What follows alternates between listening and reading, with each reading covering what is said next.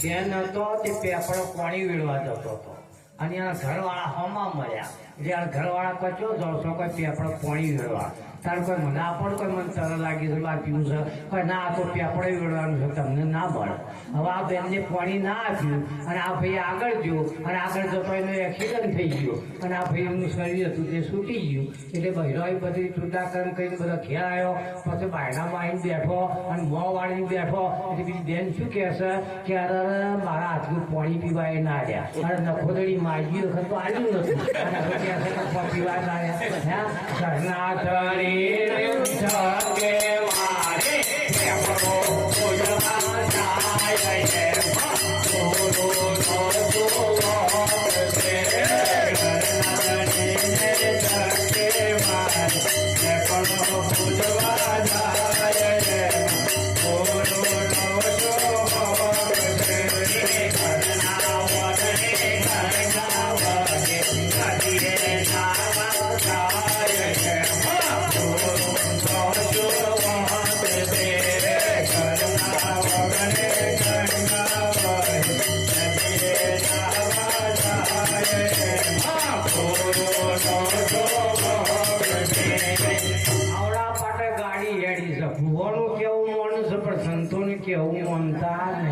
આવડા પાટે ગાડી હેડી છે એક ભાઈ હતો તેનો બોર્ડ બનાવવાનો હતો એટલે એક ભુવાના ફાઈ ગયો અને ભુવાને કીધું કે ભુવાજી તમે હેડો અને અમારા ખેતરમાં અને અમારો બોર્ડ છો મને ભાઈ તમે અમને જગ્યા બતાવો અને કોઈ તમારે જમવાનું અમારે ત્યાં છે એટલે આ ભુવોજી હતા તે જગ્યા જોવા ગયા આખા ખેતરમાં ફર્યા અને ફરીને પછી કોઈ આ જગ્યાએ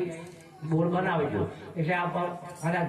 બનાવજો હવે ઘેર આવ્યા એટલે જમવાનું તૈયાર હતું એટલે આ બેનને શું કર્યું કહારને ખીચડી બનાવી હતી હવે કહારને ખીચડી બનાવી હતી એટલે ખીચડી પીસી અને કણચી દબાવી અને ખોમરું કરીને મું ઉપર ઘી વેળ્યું પણ કહારમાં શું કર્યું નેચે જીવ નોશ્યું ઉપર ખોળ નોશી અને એના ઉપર કહાર નોશ્યો હવે ભુવાજીને થાળી પીસીને આવી એટલે ભુવોજી કહે કે બેન કહારમાં ઘી નહીં આવ્યું પણ તમને ખબર પડે છે કે કહારમાં ઘી નહીં આવ્યું તો તમને આ કહારમાં ઘી ના દેખવાનું તો પેલા કુવામાં પાણી શી રીતે દેખવાનું સંતોનું કહેવું મારે નહીં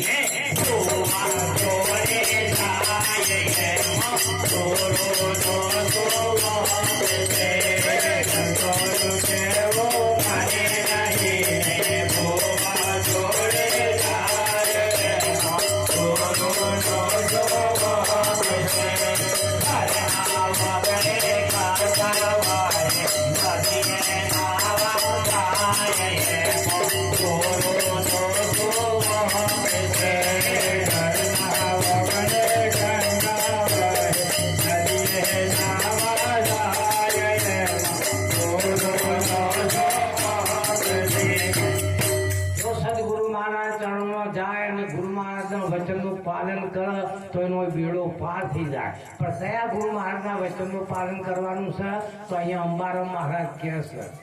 આટલો સંદેશો મારા ગુરુજીને કહેજો આટલો સંદેશો મારા ગુરુજીને કહેજો શ્રી ભગવાન મારે દોરી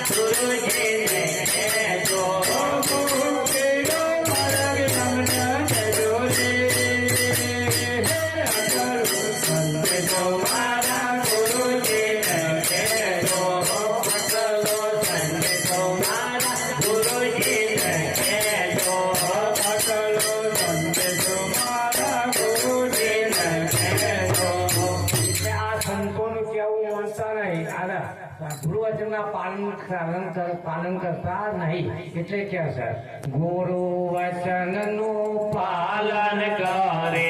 એનો કેળો પાર છે. ગુરુ વચન નું પાલન કરે એનો કેળો પાર એમાં આનંદ થાય છે.